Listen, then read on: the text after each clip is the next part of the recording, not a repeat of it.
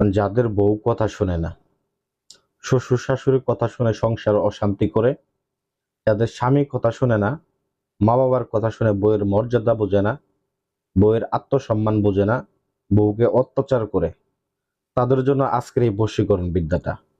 এই বিদ্যাটার মাধ্যমে আজকে আমি দেখাবো কিভাবে আপনি দূর থেকে আপনার স্বামীকে নিয়ন্ত্রণ করতে পারবেন, আপনার হাতের মুঠোয় নিতে পারবেন, বা দূর থেকে কিভাবে আপনি আপনার স্ত্রীকে আপনার হাতের মুঠোয় নিতে পারবেন এবং আপনার কথায় উঠবে, আপনার কথায় বসবে। এবং এটা করার ফলে পরবর্তীকালে কোনো লোক তার উপরে কোনো কুফরি করে আপনার সংসার নষ্ট করতে পারবে না, তাকে নষ্ট করতে পারবে না। তো কিভাবে করবেন, পূর্ণাঙ্গ নিয়ম আমি এখানে বলে দিব। অবশ্যই ভিডিওটা না টেনে সম্পূর্ণ দেখতে থাকেন।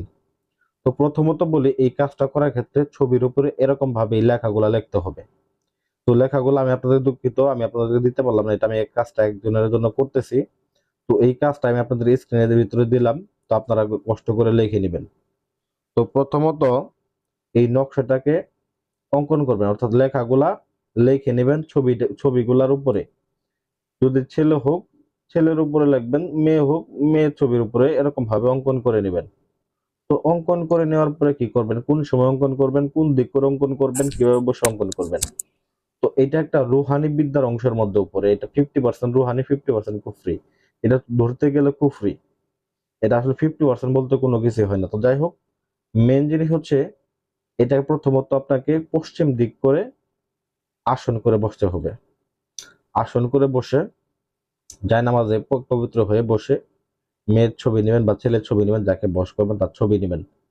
যাকে আপনার বাধ্যগত করতে চান বা গোলাম করতে চান বা বিয়ে করার জন্য করতে চান বা প্রেম করার জন্য করতে, যে কিছু করার জন্য করেন না কেন, ছবি নেবেন, নাম নেবেন শুধুমাত্র। নিয়ে তারপরে কি করবেন, এই নকশার উপর লেখাগুলা লিখবেন। কি দিয়ে লিখবেন, আপনারা যে কোনো কালো কালি দিয়ে বা লাল কালি দিয়ে এটাকে আপনি অঙ্কন করতে পারেন। এটার কোনো নিয়ম নাই, ওরকম ধরনের কোনো নিয়ম কিতাবে দেওয়া নাই। লাল কালি কালো কালি যে কোনো কিছু আপনি লিখতে পারেন।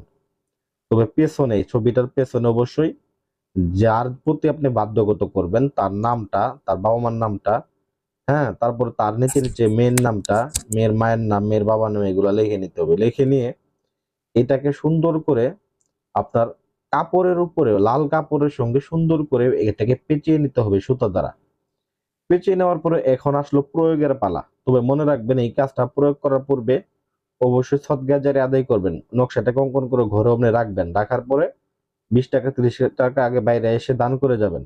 দান করে গিয়ে অবশ্যই বাজার থেকে একটা কবুতর কিনে আনবেন।